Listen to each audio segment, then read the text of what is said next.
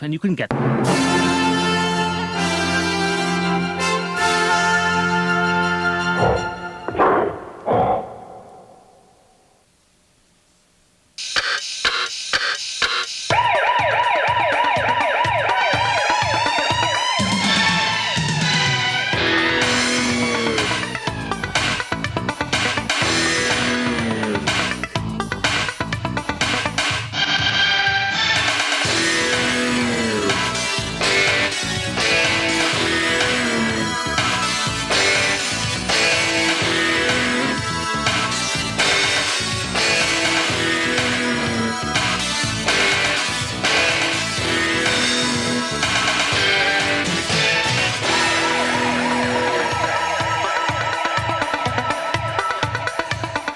Good evening, everybody, and welcome to the show. I hope you all had an excellent Christmas. Believe it or not, we've reached the final weekend of the regular season, and as usual in the NFL, it's gone down to the wire.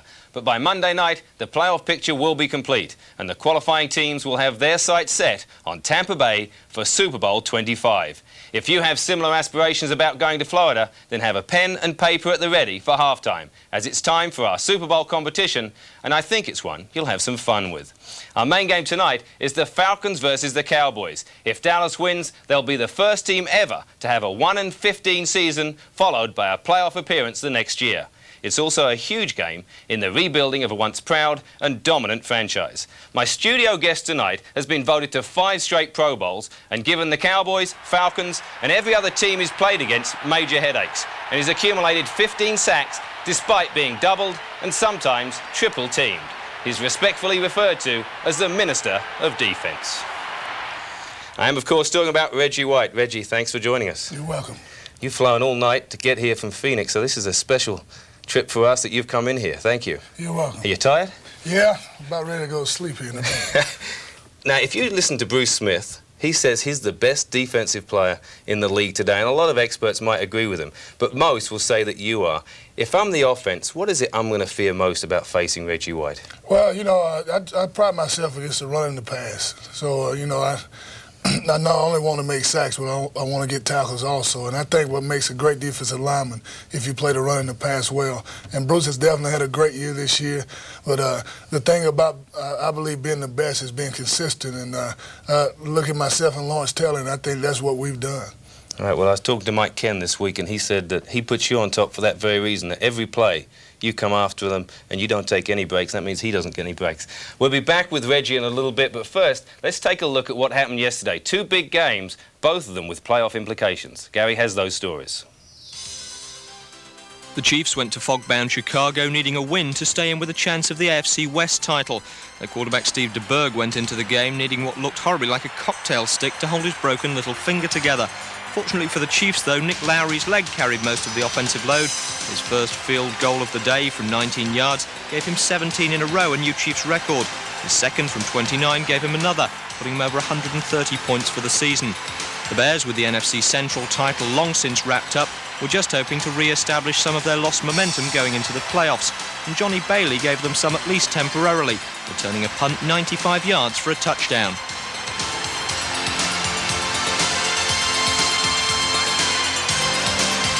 This was the second punt in as many weeks the Chiefs had allowed back for 7, and put the Bears up 10-9 and had Marty Schottenheimer worrying about a wildcard trip to Miami. But then Lowry put the boot in again. His 4th field goal of the day made it 12-10 Kansas City. And late in the 3rd, Christian Okoye rumbled over from the 3-yard line to extend their lead. Lowry then missed his shortest kick of the game on the extra point, but quickly made amends with his 5th field goal of the game to make it 21-10 to Kansas City. That's the way it stayed. The Chiefs now wait the result of today's Raiders-Chargers game to see whether they go into the playoffs as a wild card or as champions of the AFC West. The Eagles flew to Phoenix knowing that a win would save them an extra trip to Washington in the NFC wildcard game, and their defence set the tone early, forcing Johnny Johnson into a fumble on the 2nd play of the game. Randall Cunningham has looked more and more confident in his 2 rookie receivers as the season's gone on. And yesterday he hit both of them for touchdowns, this one a 16-yarder to Fred Barnett. And there was more help to come from the Cardinals. This mishandled snap cost Phoenix a field goal, and on the Eagles' next possession, Cunningham hit his other rookie, Calvin Williams. After a missed extra point, Philadelphia led 13-0. Their lead was down to 6 by half-time. Roy Green making a great effort to stay in bounds in the end zone after a 12-yard pass from Tim Rosenbar.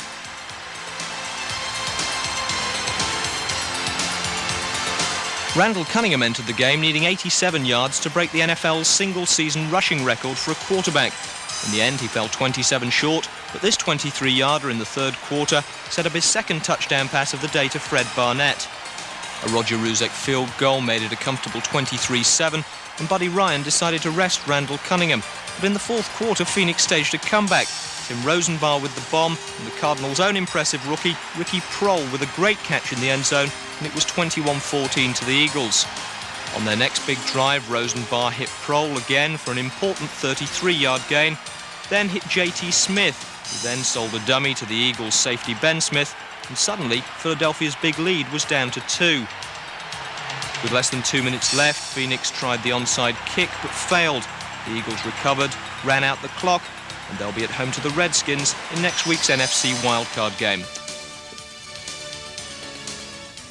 To recap that playoff picture, in the AFC, very little is clear. Buffalo has home field advantage and a bye in the first round. If the Raiders win today, they also have a bye. If they lose, Kansas City wins the division and gets the bye, and the Raiders will play the Dolphins next week in the first round. Pittsburgh and Houston play much later tonight. Cincinnati are still in with a shot, as are Seattle, who have beaten both the Bengals and the Oilers earlier in the year. In the NFC, it's much clearer. The 49ers and Giants have a bye, with San Francisco having home field advantage throughout. Philadelphia are definitely at home to Washington following their victory yesterday, and the Bears will play host to the Cowboys or the Saints in the other wildcard game. If Dallas wins, they're in, so everything to play for today. Reggie, you've played against the Dallas Cowboys twice this year and twice last year. Last year they were 1-15. This year they've good chance of going to the playoffs. What is the difference with this team now? Well, I think the difference is that the defense is definitely playing more physical, and you know, Troy Aikman is a great player himself, and I think that they're gaining more confidence in themselves, and I think what's going to happen is that, you know, with all the draft choices they're going to have in the next few years, it's going to even make them better. So I think they're gaining confidence in what they can do on the field. Yeah, it's amazing. They've got 5 first-rounders in the next 2 years, next 2 drafts. But you just mentioned that Aikman has been a big plus to them. He's obviously out this week. Laufenberg's in. How much of a difference is that going to make? That's going to make a big difference, and I don't think that they can win without Troy. I don't think Laufenberg has had enough playing time and experience to go in and win the big games for him. And you know, I think pretty much what will intimidate and hurt him is teams start blitzing on him because he hadn't experienced that. Well, you mentioned blitzes. If you're Jerry Glanville, what would you do? You're the great defensive player. You've played against both these offenses. What would your game plan going in there be? I would blitz him a lot. I definitely would. You know, when we played him last week, we blitzed him a lot, and it knocked him off his game. And I'm pretty sure that they saw the films on what we did, and I'm pretty sure they'll probably do the same thing. Yeah, one of your players actually came out and said that when Babe came in, he looked a little intimidated, and he didn't have the mind that Aikman said. He didn't want to say he was foolish, but he said he didn't look quite as sharp as Aikman. All right, I'm going to put you on the spot. Who's your pick? I think Atlanta will win. Well, good. I'm glad to hear that. You're just saying that because I'm an Atlanta boy. Well, not really. I think they'll win. Well, I'm going with Atlanta as well. Now let's go to Atlanta Fulton County Stadium, my old stomping ground. Our match commentators are Hank Stram and Jim Henderson. On both teams' first drive, they punted. We pick up the action at the top of Dallas's second possession. First and 10 for the Cowboys. The give is to Smith again, looking for running room. Diving forward for a tough yard. And Johnson was telling us yesterday they have to be patient on the ground. Emmitt Smith running to his left with the ball in his left arm. 4-man line. Look at the penetration. Look at Gann coming up across there. Look at all those black shirts. You talk about hit, hustle, react, gang tackle, pursue. That's the personality of this Atlanta Falcon team. They were all there as a reception committee for Smith. After a 1-yard gain, it's 2nd and 9, and Smith will try again, this time to the left. A little bit better running room there, and he's up to about the 35-yard line. Robert Lyles in on the tackle, the former Houston Oiler, one of a few that Jerry Glanville's brought here. And I think the important thing, especially in the middle of the field, I think you're better off to run straight ahead and then veer to openings as you see them. But to try to run sideways in this soup is very difficult. Smith has carried 4 times for 12 yards. The Cowboys are 5-0 when he's carried the ball 20 or more times. Here comes the blitz on Laufenberg. He reads it, and he's got Martin.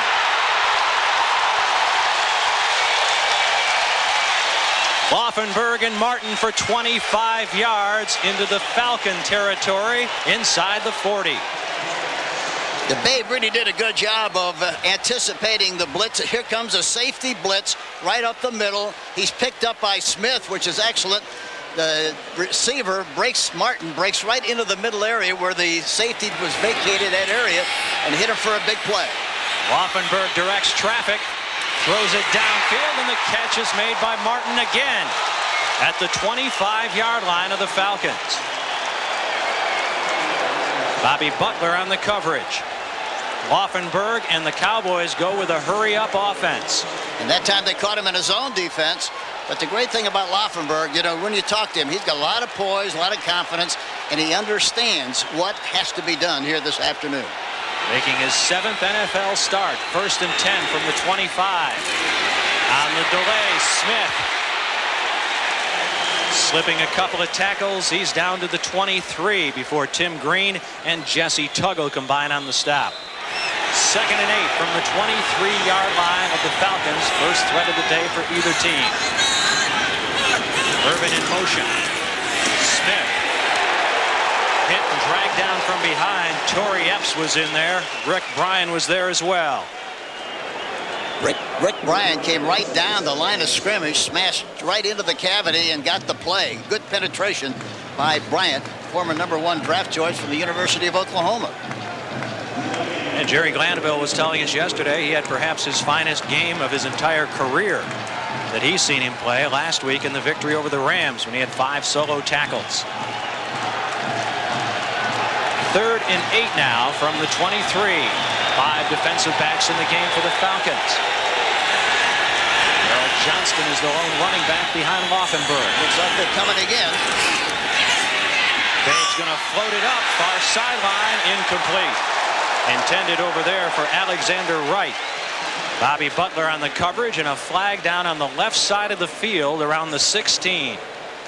Linebacker on the left side was blitzing. The right linebacker blitzing on the play. And it appears that it will go against the Falcons. Holding 40. Defense 5 yards. First down. That's the strong safety Brian Jordan caught holding. Falcons the most penalized team in the league. And that's a costly one that carries with it a first down. At the 18-yard line of Atlanta. 5:22 to play first quarter. Cowboys going to the playoffs with a win and threatening here to put the first points of this game on the board. Smith again slipping and sliding, falling after a very short gain, if any.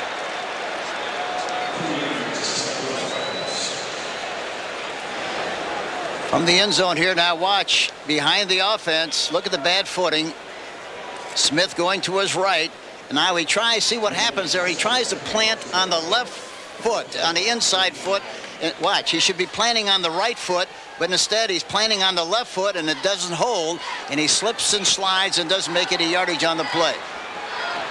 Smith, who came into this game with 903 rushing yards. Novacek and Folsom in the game. 2 tight ends now for the Cowboys. 2nd and 10 from the 18 and contact up front. Looked like Torrey Epps.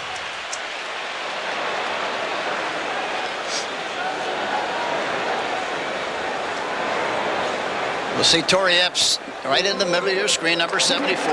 Not even close. He gets penetration. The only thing about that is he didn't hit anybody when he penetrated. If you're going to get penalized for 5 yards, you might as well hit somebody. He's hit enough folks this season to draw some attention for possible rookie honors on defense. 8th-round draft choice out of Memphis State. He's been a big surprise. Nothing new for the Falcons to be penalized, but as Mike Ken said yesterday, we have to play smarter football. They're aggressive. Jerry Glanville doesn't mind the penalties that come with aggression, but not through stupid play. Kelvin Martin is split out wide to the right. Two tight ends remain in there.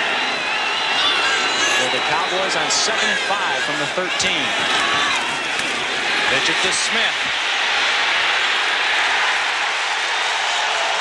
Drop for a loss. Jesse Tuggle along with John Rady.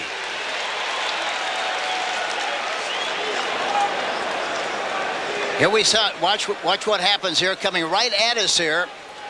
Look at the tackle from the backside. A good pursuit. And look at Scott Case come in there late. Tuggle, Jesse Tuggle, number 58, comes in and makes the tackle. Good pursuit on the part of the Atlanta Falcons. Terrific. Well, Smith said the magic number is 20. He likes the ball about 20 times a game. He's gotten it 8 already, but for only 11 yards. This will be 3rd and 8 from the 16. Laufenberg thrown to the corner, incomplete, intended for Kelvin Martin. There again, we got a weak side linebacker blitz on that last play. He read it perfectly, and he threw the ball to the right person. He just threw it long. But in that kind of a situation, I guarantee you, if you're going to be wrong, you better be wrong long. Never wrong short, because it could be an interception and knock him out of this kick opportunity. And it'll be a 34-yard attempt forthcoming by Ken Willis. One of 3 rookie kickers in the league this year. And he didn't kick good in the pregame warm-up. He was concerned about the mud and the slop. He had to change cleats. I think he's got 3/4-inch cleats on his left foot. He pushed it out to the right. So Willis misfires, and we continue to have a scoreless game in Atlanta.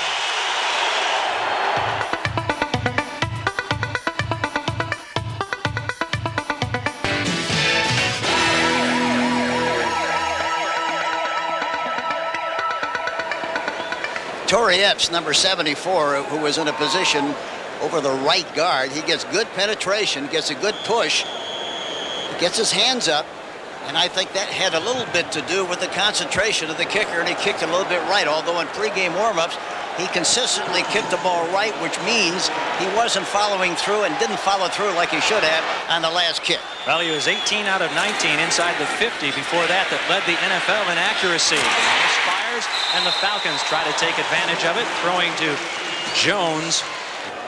Jerry Glanville's been going through some tough times personally. We'll try to address those as the game wears on. Right now it's 2nd and 4 from the 26 of Atlanta. Rising in motion.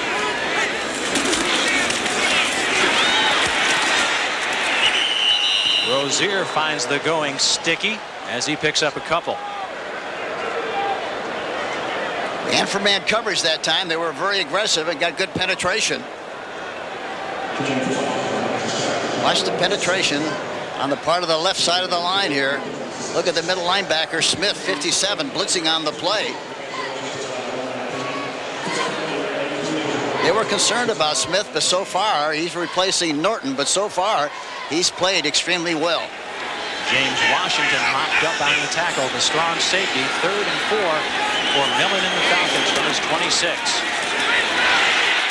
And he is dropped and sacked back at the 20. Jimmy Jones, the former Hurricane, with the 2nd sack of this game for the Cowboys.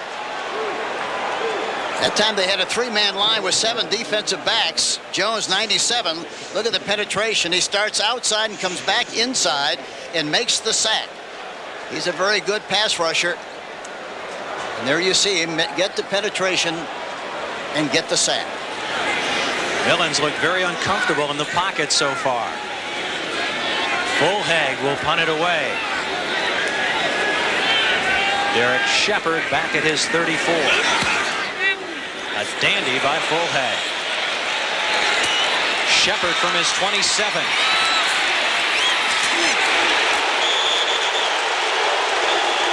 Slammed down at the 37. A 52-yard punt and a 10-yard return. 1:06 to play. First quarter, scoreless game in Atlanta. Falcons' effort doesn't look or sound like a 4-11 football team. Yeah, the sound of the hitting.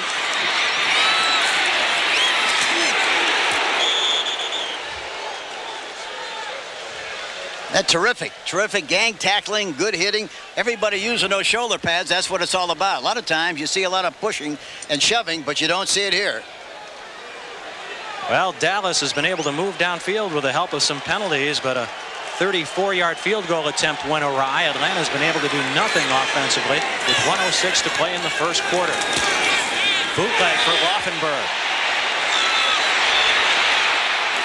Babe throws it up and throws it away to the Dallas bench. Being chased by Mike Gann, he throws it away. And that's the mark of a veteran quarterback. And he hit the only guy that was open, too, the guy in a white shirt on the sideline. In his own defense that time, but he was smart enough and had enough poise to make sure he didn't throw the ball into traffic and get an interception. He threw it out of bounds, which is a good move on the part of the quarterback, Dave Laufenberg. Well, he's been in 4 NFL cities, but primarily as a spectator with the Redskins, the Saints, the Chargers, and now the Cowboys. 2nd and 10 from the 36 of Dallas. Laufenberg resets his backs. It takes too long to do so. We're at Atlanta Fulton County Stadium. With about a minute left in the first quarter, Jim Henderson along with Hank Stram. A game that's most meaningful for the Cowboys. If they win it, they're the final wild card team in the NFC, and they will take on the Chicago Bears next weekend.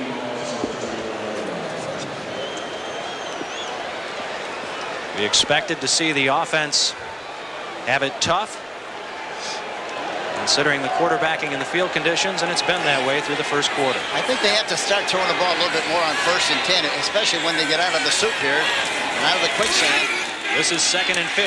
Laufenberg will throw up to the 36-yard line to Tommy Agee, the fullback. 5 defensive backs again, another weak side blitz. Agee out of Auburn, and the Tigers yesterday winning in the Peach Bowl on this very same field against Indiana. We've got 34 seconds and the clock running here in the first quarter. Skies look like they might be about ready to clear here. We've had fog and a light drizzle through 3 days. When I was at the field before the game, I thought I was in a submarine.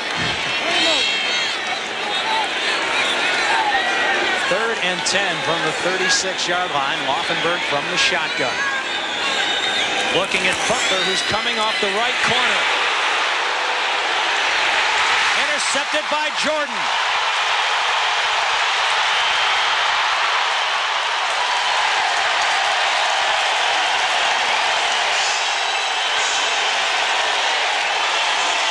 Brian Jordan's interception ends the first quarter for the Atlanta Falcons, and they'll have the ball when we return in a scoreless game after 15 minutes of football at Atlanta Fulton County Stadium.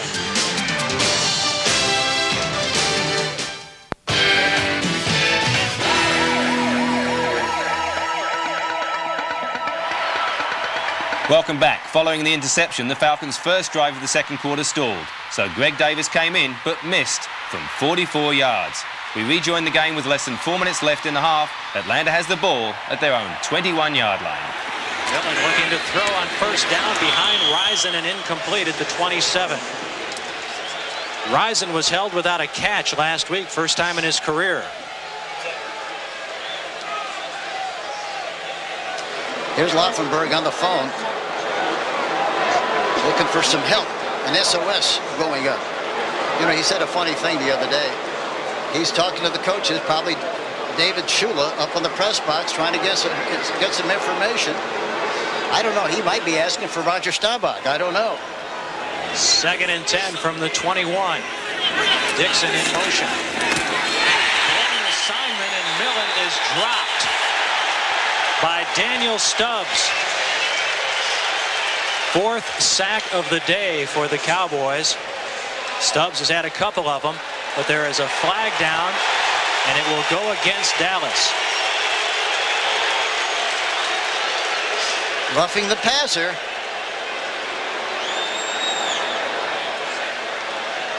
Well, I think what happens is, I think anytime that you hit the quarterback in the head, I think that's what the problem was. He got him above the shoulder pads, was trying to give him a little massage up above the shoulder pads on the head, and got called for roughing the quarterback. And the Cowboys and Jimmy Johnson have to be saying, why aren't these calls made a week earlier? Defense measured from the end of the run, first down. Call it on us. Call it on some other folks like the Eagles. Johnson's irate on the far sideline. Not only that, he's really upset. Yes, he is. 1st and 10 up at the 31 after the penalty. Dixon in motion. Rozier with a nice run up to the 37. Vincent Smith trips him up. He got a good push on the right side again. Looked like Freilich hitting, getting a good push. Look at him, see the gap, see the cavity. Picks up speed, but he ran through there looking like he was expecting to get hit any moment, and he did. He's setting a record here today, having started and played in 17 games this season. Keith Jones gets the call. Rozier began the year with the Oilers, played 4 with them, missed their bye week, came here and had missed the Falcons bye week. This is his 13th game with the Falcons. You notice the way the backs are starting to run. They're running with their head down, not up. They know they're going to get hit. They're trying to protect the ball, make sure they get as much push as they possibly can. They're not going to be fancy. They don't want to lose the ball in this situation. So as a result, they're just plowing straight ahead with the head down and getting as much out of the straight ahead play as they possibly can. Look at Johnson. He's still steamed over that call on Stubbs. Hank, a bad field, 2 bad offenses. I guess we shouldn't be too surprised we've had no scoring. It's a taffy pull. It's really been a taffy pull, and I think both teams are trying desperately not to give the game away, not to lose the game. That's what happened. They're trying to win the game by not making a mistake and giving up field position, playing on a shorter field than the other, and that's exactly where they're playing the game. There have been some mistakes, but neither team's been able to capitalize. Millen on 3rd down. Finds Dixon. Lloyd Dixon into Falcon territory to about the 47. Make that the Cowboys 47.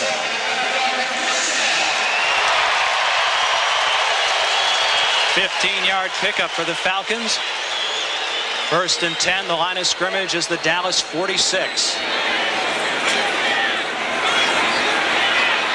Millen again will throw, and this time incomplete for Andre Rison. You know, we just saw Dixon catch a pass on 3rd down receiving. Dixon is the Falcon possession receiver on 3rd down. He has caught 13 passes on 3rd down, 11 of which have been converted to 1st down. Pretty strong. Falcons were impressive last week against the Rams, but when they went to the 4 wide receiver set, 2 of them were just banged up in decoys. Dixon and Rison really couldn't play at all. He looked like the spirit of 76. Now they're going to reset the football. Give the Falcons about another half a yard. 1:26 to play here before halftime. Scoreless game between the Falcons and the Cowboys. Millen well protected, drills Rison this time. Tackles made by Robert Williams. They had 7 defensive backs that time.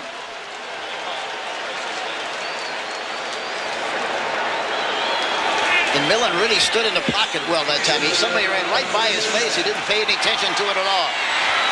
Again, he throws for the sideline, but Sean Collins make that. George Thomas makes the catch out of bounds. Thomas and Millen hooked up on the first play of the game last week against the Rams for 53 yards. Yeah, they like him. They like Thomas very much. He's got outstanding speed, and they think he's going to be a terrific player in the future. Tony Tolbert comes out for the Cowboys on 2nd and 10 from the 35 of Dallas. Millen in the red gun offense. Cowboys blitz. Rison.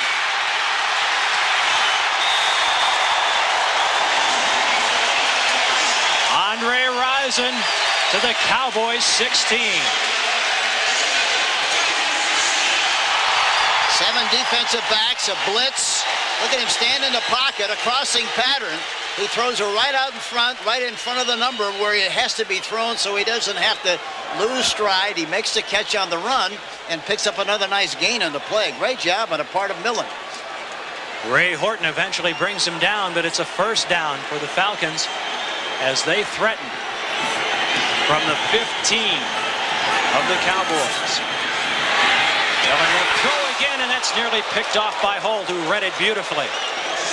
In a game like this one, that's the kind of a play you have to make. Colt should have intercepted that ball. It was right in his hands. Right in his hands. It should have been an interception. A game like this one, he's got to make that kind of a play. Never came close to making the catch. Hit his hands and bounced right off and bounced right out of bounds. Here he is. Look at the way that ball bounces out in front, which means his hands were not relaxed. He didn't come back and give anything with the ball. It's just like hitting the wall that bounced right out of bounds. So it's 2nd and 10 from the 15. Direct snap again to Rozier.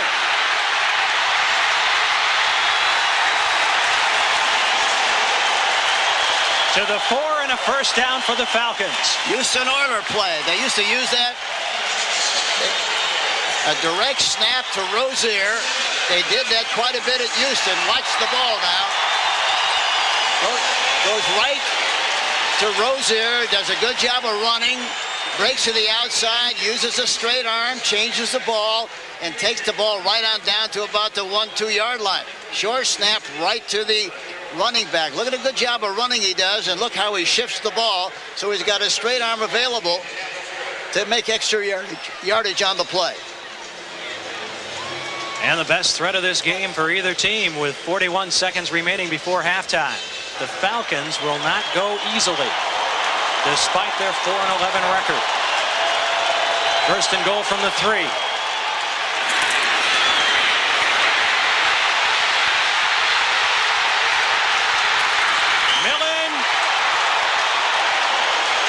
Close, but not in. 5 defensive backs that time, and Millen surprised me. I didn't realize he could run that well, although he did say that he ran a 4.7 in college. Here he is now, going to the right. Now, whoop, comes back here to the left. He escapes. Jeffcoat is in hot pursuit, 77, and he sticks his head in there and tries to penetrate the goal line. And that's his fiancée, Lisa Coles, who directs the Falcon cheerleaders here. He met her in Los Angeles.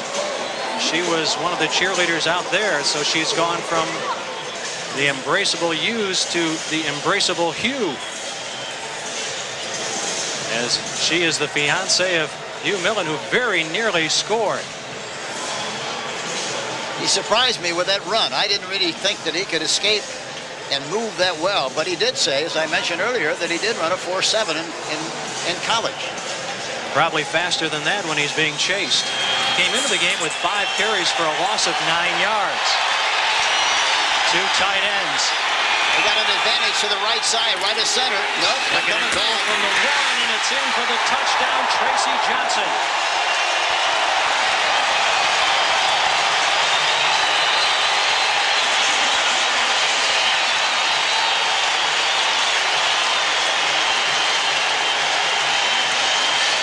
Tracy Johnson, another former Houston Oiler that Jerry Glanville brought with him here to Atlanta.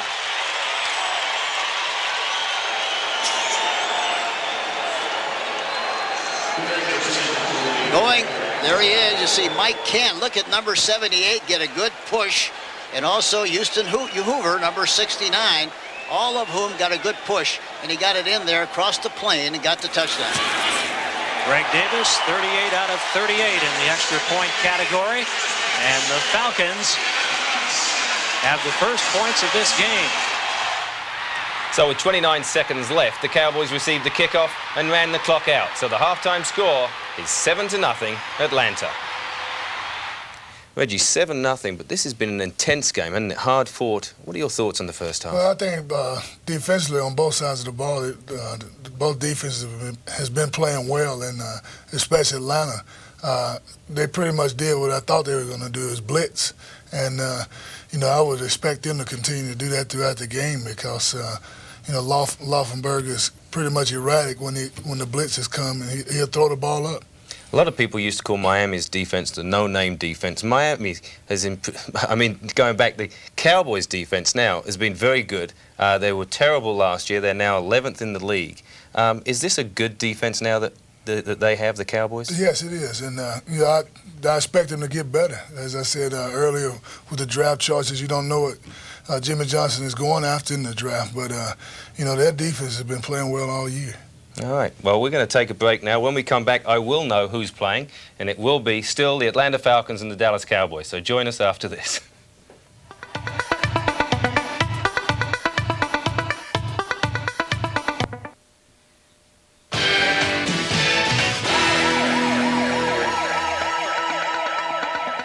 Welcome back, everybody. So the halftime score of our main game, 7-0, the Atlanta Falcons. Remember, if the Dallas Cowboys win, they do get in the playoffs. Now let's go to Gary, who has the rest of the halftime scores of those early games. Well, Mick, while the Dallas Cowboys have come up from the basement to the edge of the playoffs this season, the Cleveland Browns have gone completely the other way. This time last year, they were clinching the divisional title. This time round, they're just cannon fodder for the rest of the people in the AFC Central. 4 goes at getting over from the 1-yard line, and they can't make it against the Bengals, who are going for a possible title if they win today. Then Mike Pagel was intercepted by James Francis. That was 7-0 to the Bengals. Pagel on their next drive, intercepted again, this time by Barney Bussey. He can't run it all the way back for the touchdown, but that sets up Boomer Esiason to Rodney Holman. 14-0 to the Bengals. Actually one of the more respectable halftime scores that Jim Schaffner's had so far this season. The San Francisco 49ers' top priority is just staying healthy for the playoffs, which is just as well. They're down 10-0 at Minnesota to a Herschel Walker touchdown and a Fouad Rivet's field goal. Not much at stake either in the game between Buffalo and Washington today. This was the highlight of the first half. A trick play that started and finished with Gerald Riggs gaining 17 yards. That set up one of 3 Chip Low-Miller field goals. And the Redskins lead by those 3 field goals, 9-0 over Buffalo at home. New York Giants at the Patriots. The Patriots are playing to avoid an NFL record-tying 14th straight defeat, and so far they're holding their own against the Giants, 10-10 in Foxborough. Finally, Indianapolis at Miami. The Colts quarterback Jeff George started today's game needing 281 yards to break the NFL passing record for a rookie. He got 24 of them on the Colts' opening drive, including this touchdown pass to Albert Bentley. Then it was the turn of the man who set that passing record 8 years ago, Dan Marino, trying to secure home field advantage in the AFC wildcard game and hitting Sammy Smith on a 53-yard touchdown pass for his first catch of the season. Then Sammy Smith doing it the more conventional way. Miami up 14-7. George tied it up, though, and got 63 more of those precious yards. This one to Jesse Hester, who puts the nice move on Jarvis Williams to get into the end zone. George, though, finally, just before half-time, showed some rookie inexperience under pressure from Jeff Cross. The intentional grounding brought the safety, and Miami lead by that safety, 16-14 at half-time.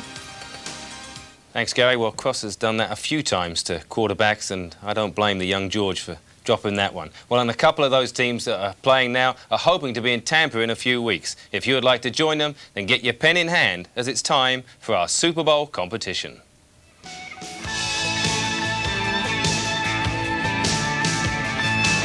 Two tickets for the Silver Anniversary Super Bowl 25, plus hotel accommodation and return flights to Tampa Bay, Florida, will all be going to the winner of our Super Bowl competition. Our panel of judges has selected the top 10 touchdowns of the 1990 American football season. All you have to do is pick the top 5. If your selection agrees with the judges and is first out of the helmet, then you could be winging your way to the season's showpiece. Here are the top 10 touchdowns.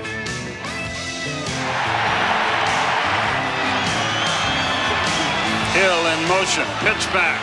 He wants to throw the pass. Anderson can't throw. Hill run. 5. Touchdown.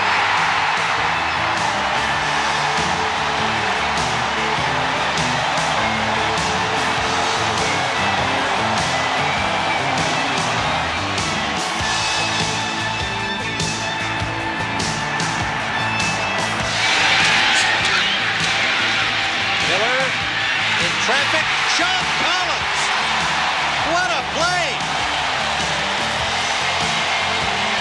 goes up high, takes the ball right off the defensive back's back.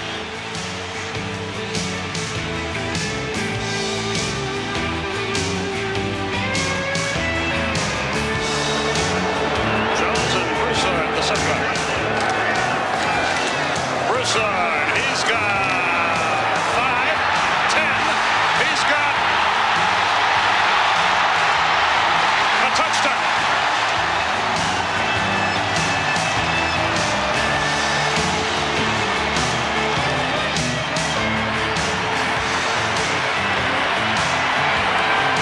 Intercepted by Mack. Cedric Mack's got it at the 30.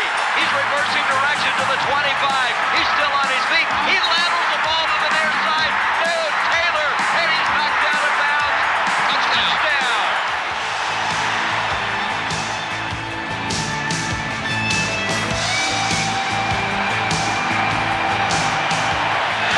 Here comes Smith.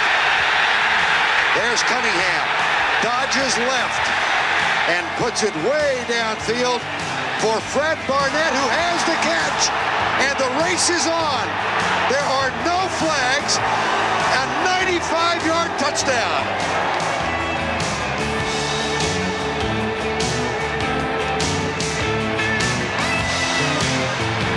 Buffalo ahead of Miami in the East, and now the Raiders, can they stay with Kansas City, and can Denver stay with Bo Jackson? The answer is no. Bo has another.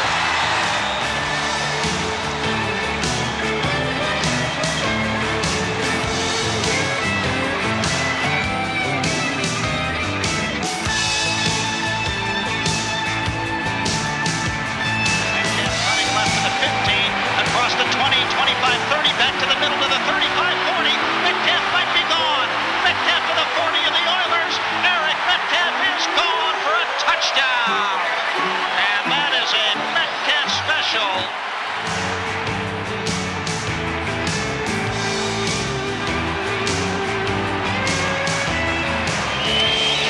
Herschel on the toss. Flea flicker to Gannon. Beautifully covered by Lee. Mark Lee's going to make a play on it right here, but Carter, the ball never hits the ground. It hits his hand. What a sensational catch. That's a touchdown, folks.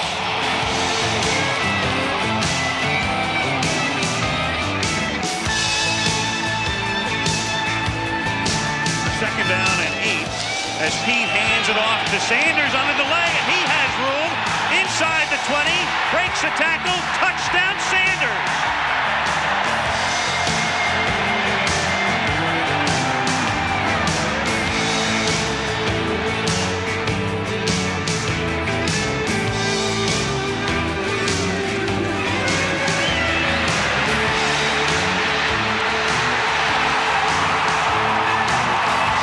Look at Testaverde go!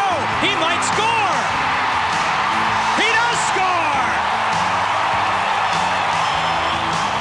So that's the top 10. Now pick your best 5 and put them in order of merit on the left-hand side of a postcard, together with your name, address, and a daytime telephone number on the right. Then send it to Super Bowl 25 Competition, Cheerleader Productions, P.O. Box 1BW, London, W1A, 1BW. The closing date is Wednesday, the 16th of January, and we'll announce the winner during our live championship game on Sunday, the 20th. So please make sure that your passport is in order. Well, if you've just seen all of that and you're going, holy smoke, how am I meant to pick the best 5 there? Well, don't worry, you're going to be able to see it again, Red 42 next Friday and Saturday, and also next Sunday. So you're going to get the chance to see it all again, and I hope that you get to pick the right ones. Right now, we're going to a commercial. When we come back, I'll have more conversation with Reggie White.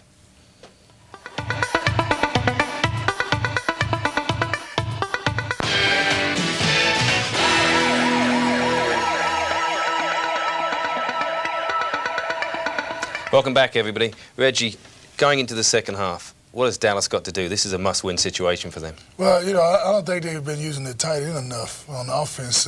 You know, he's pretty much the offense on when they pass the ball, and they hadn't used him at all. defensively for Atlanta, they've shut down Emmitt Smith. So they've got to open up the passing game and get the ball to their tight end. You said that the Falcons have shut that off. Are the Falcons a good team? We talked about Dallas. They're going to the playoffs. The Falcons, in 9 of their games this year, they've lost 7 of them when it's been 7 points or less. Is this a team that we're going to see in the next year or two that might be good? I think so. They've got a great coach in Jared Glanville, and he's right now trying to instill attitude. And when you first come in, you try to instill that attitude. Sometimes you're over-aggressive and, things that happen and penalties and things of that nature that cause you to lose the game. But I think in the years to come, they're going to be a great team. Well, I hope so. It's a lot easier to pull from when they're winning. We're going back to Fulton County Stadium. The halftime score was 7-0. The Dallas Cowboys are kicking off. Saxon will try to kick the ball away from Deion Sanders.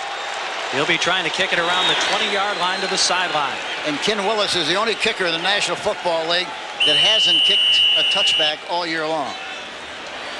And doesn't figure to here. He's going to pop it up. And it'll be taken by Jones. Keith Jones is going to go.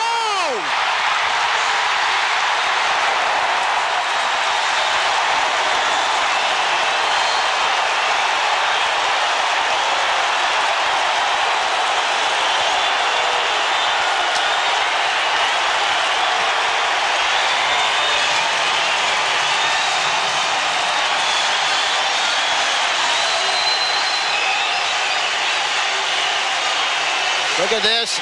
The great thing about it, look, there's a missed tackle. There's another 2 missed tackles. Another missed tackle. The kicker is trying to avoid trying to make the tackle. And he goes all the way in for the touchdown. The great thing about the run, he was very decisive, knew exactly where he was going to go, and went all the way in there for the touchdown. Last Falcon to return a kickoff for a touchdown, Sylvester Stamps in 1987. Greg Davis makes it 14-0, and this was not the way that Jimmy Johnson envisioned the second half beginning. Cowboy special teams coach Joe Alvazano told us down on the field before the game, if we kick the ball to Deion Sanders, we've made a mistake. The mistake was kicking it to Keith Jones. Well, the mistake was missing tackles. That's the basic fundamental principle involved in what happened here. There are 4 or 5 missed tackles and good running, very good running on the part of the ball carrier. But basically, the missed tackles were instrumental in why he was able to run it all the way back for the touchdown. Derek Shepard is nailed around the 22. Falcons say they have a loose football.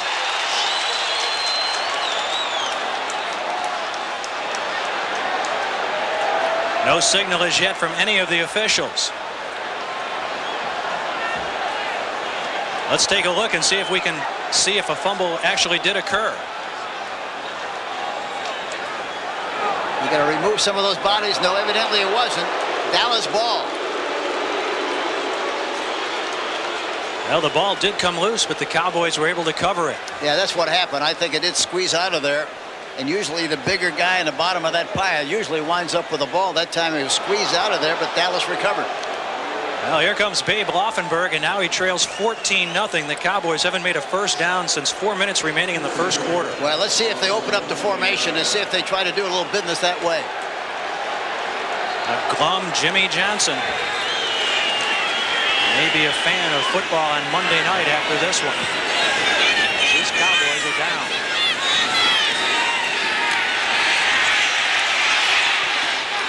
Has the ball come from his grasp, incomplete.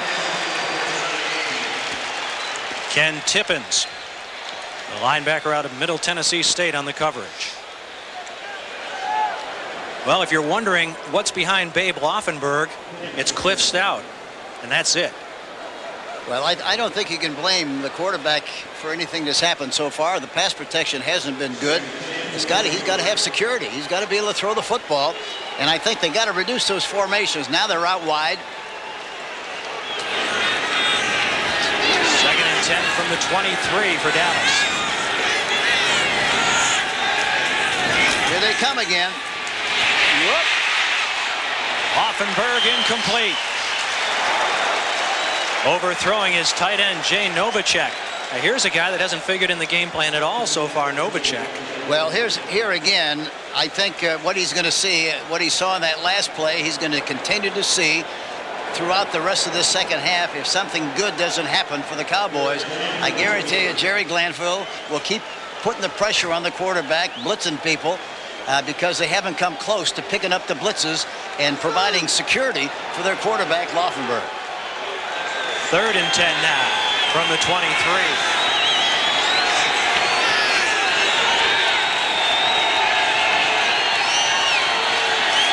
Here they come again. Laufenberg is sandwiched, but he does collect his own fumble at the 27-yard line. Boy, how that ball rolled into his belly like it did while he was lying on the ground is unbelievable. Look at his feet coming through there. He's looking for a place to go. It's like going through a revolving door. There's no chance. Green was in there. Mike Gann was in there. And I think he's got to move the pocket some too. He can't continue to throw from the same position throughout the second half. Saxon's been busy, and this is another poor effort. Sanders fields it at his own 30-yard line, downed immediately. Cliff Stout signed this week has only practiced twice with Dallas. I don't know what he could contribute after being in camp only 2 days. Rozier banging straight ahead, and he could go! Holtz chasing him. Knocks him out of bounds at the 1.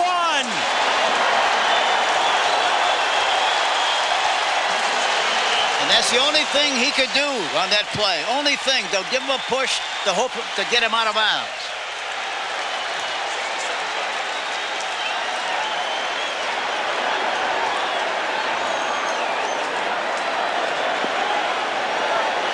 There's the big hole.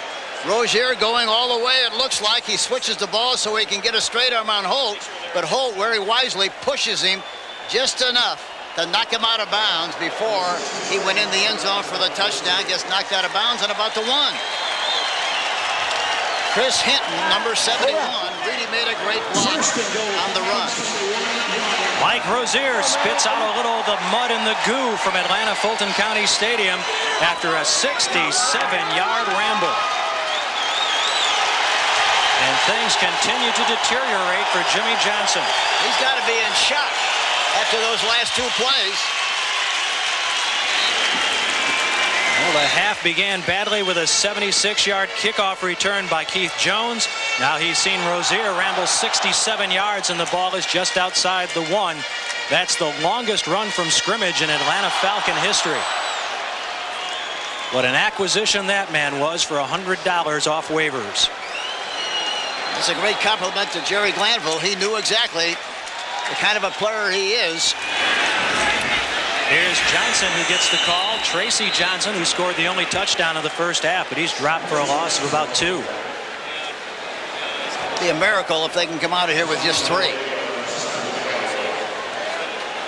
Boy, with the Cowboys showing so little offense here, if they're down 21-0, they are in dire shape. Yeah, they're in serious trouble. Serious trouble. That 67-yard run by Rozier, the longest run against the Cowboy defense this season. It broke wide open for him. 2nd and goal from the 3. Jones up, over, but short. Danny Noonan stuffs it. Yeah, he tried to jump over the pile, but gets pushed back. Howard, 99, gets good penetration. They're all up there. Look at that hit. Stubbs is underneath it all, makes the tackle.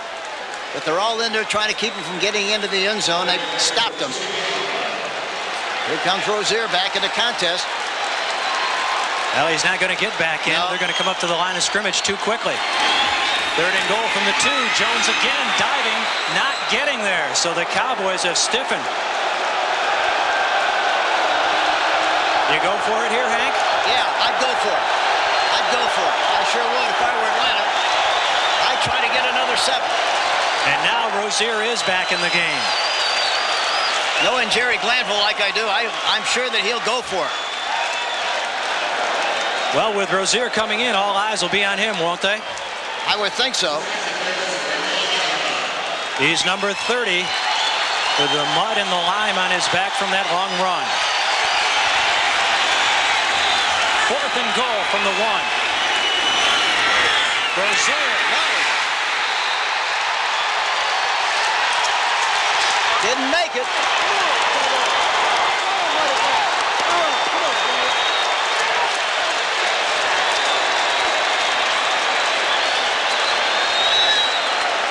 Jerry Jones likes it.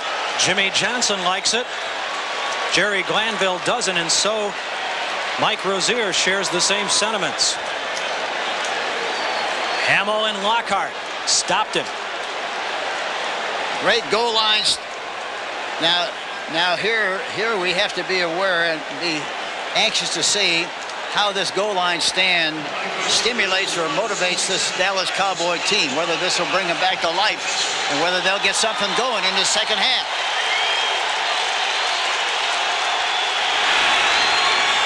Emmett Smith is the tailback in the eye. And he is dropped for the safety, Tim Green.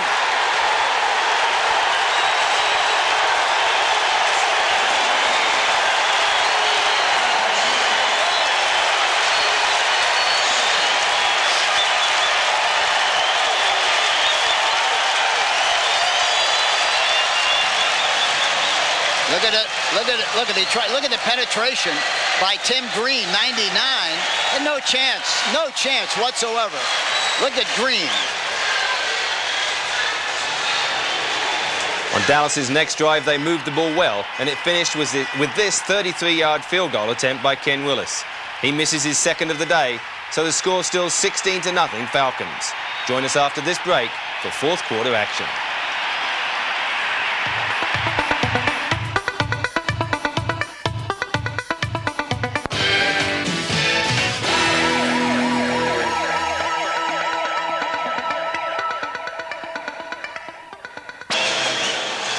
Well, do the Cowboys still believe in Babe? They've got 15 minutes left. They haven't put a point on the board yet. Well, I think what has to happen, I think Jimmy Johnson has been around long enough. He has to tell his squad, listen, we're 16 points down. That doesn't mean we're 16 plays out of this game. We're only 2.5 plays, 2 touchdowns and a field goal. We win the game. That's what he has to sell his team. And they got to come out in the second half and throw away the high button shoe offense and start doing something with open formations, try to get some yardage going up and down that field.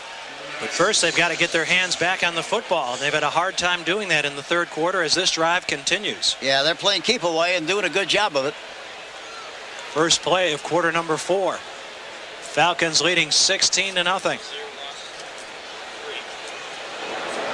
The Cowboys, who had it in their own hands just 2 weeks ago, may now be taking out memberships in the Los Angeles Rams fan club. And a former Ram, Hugh Millen, has led the Falcons to this 16-0 lead, along with a lot of help, particularly from that guy, Mike Rozier. And the nice thing about what the Falcons are doing, they're playing with a tight end and 2 receivers on the outside. So they have the receiving aspect of it available if they want to throw it, and then they have the tight end along with the 5 linemen in there to also do a good job of running like they're doing right now. The third quarter, the Falcons ran the ball 20 times, and once they were sacked trying to pass. And you can see how time-consuming this drive has been for the Falcons. And after looking at those stats, I'll go way out the limb and say they will continue to run. It's a very thick wind at the moment as Mike Rozier picks up another first down. That's what I mentioned a moment ago. That time they played with 4 wide receivers. The formation was reduced. The defense was spread out. And as a result, you got running room. That's what the Cowboys have to do. Here it is. Look at Rozier on the sprint draw.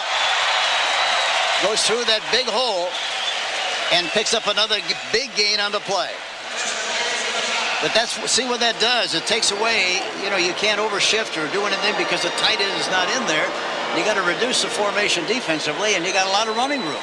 And if they gang up with a run, then you got a chance to throw the ball outside to the uncovered receivers. 14-yard pickup. Rozier is now up to 151 yards on the day. And we've got much of the fourth quarter still to be played. Keith Jones inside the 5. Jimmy Jones on the tackle. Jerry Jones on the sideline, feeling worse by the moment.